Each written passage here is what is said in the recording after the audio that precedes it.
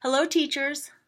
Welcome to week 8 in Seed 508, the 7 through 12 Diverse Learner. This week we will continue with PPAT Task 2 and we'll go to Step 2, which is administering and analyzing the data. What I would like for you to do is go to the live binder, and there you should be able to find the pieces of the assignment that I'd like for you to look through. Thank you for being my trailblazers.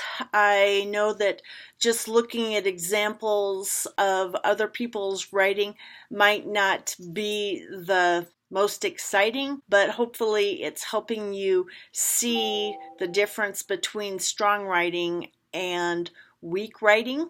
Before you look at the library of examples, and if you haven't done so already, I recommend printing off a copy of the PPAT Task 2 requirements. This way you can look at the questions that were asked. By looking at the questions and their responses, hopefully that will give you some insight into why the first example got a strong rating and the second example did not do as well.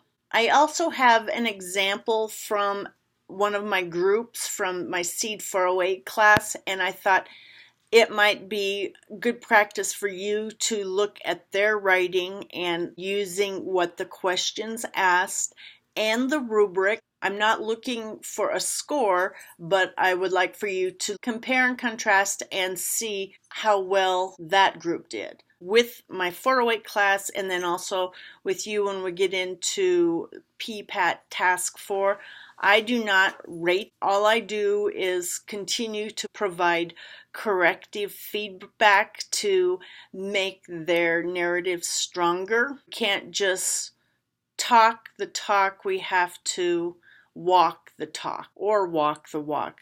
However you'd like to end that phrase. But the main thing is the evidence needs to be there.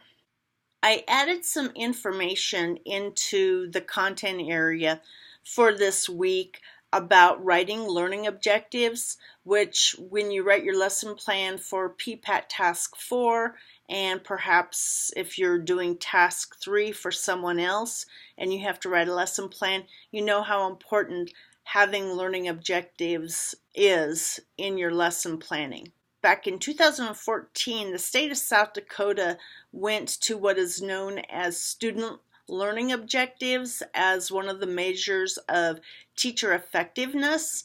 And so I went to a training back in 2014 about it. For those of you that are already out in the classroom, you may have already heard of SLOs. But if you haven't been there yet, I just wanted to make the information available to you. Not to overwhelm you, but at least so that you've got the information. What I'm asking you to do for right now is just to put it into your live binder. There is a resource page.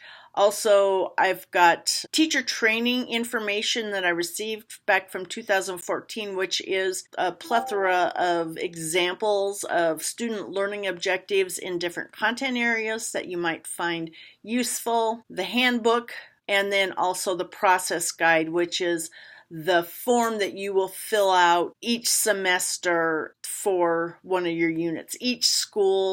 Schools differ by how many SLOs you have to do.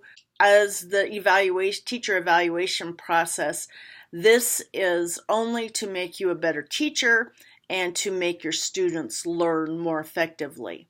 It's something that I hope that you embrace rather than fear. To end our week 8 lesson, I'm going to ask you to go to this TED Talk by John Green. He was the author of The Fault in Our Stars. He has a really good TED Talk called The Nerd's Guide to Learning Everything Online.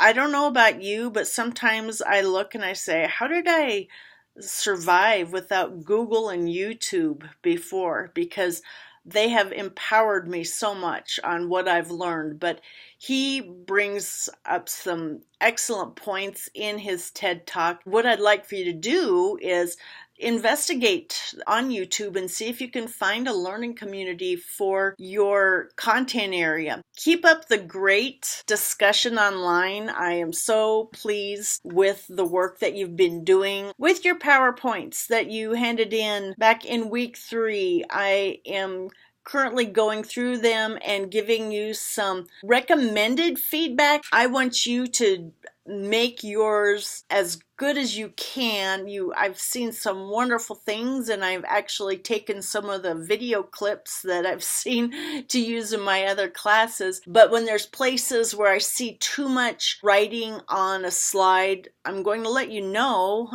because your students are going to say, that's too much writing on the slide. Even though when you're writing out your information, you might think you need long sentences, but you want your students to be listening to you rather than reading the slides. And heaven forbid, you want you to be reading the slides of the information that you've put on there. What I'll do is I'll recommend that you just put up single words, and then you can take all of that information that you have in your original slide and put it in the notes, because that's what you probably want to be saying to your students. I've been very impressed with what I have seen. I just want to make them even better for you. If you have any questions, please post to ask a question and keep moving forward as you are. You make me smile with the work that you've been doing each week. Keep it up. Have a good Native American Day weekend. Thanks for listening.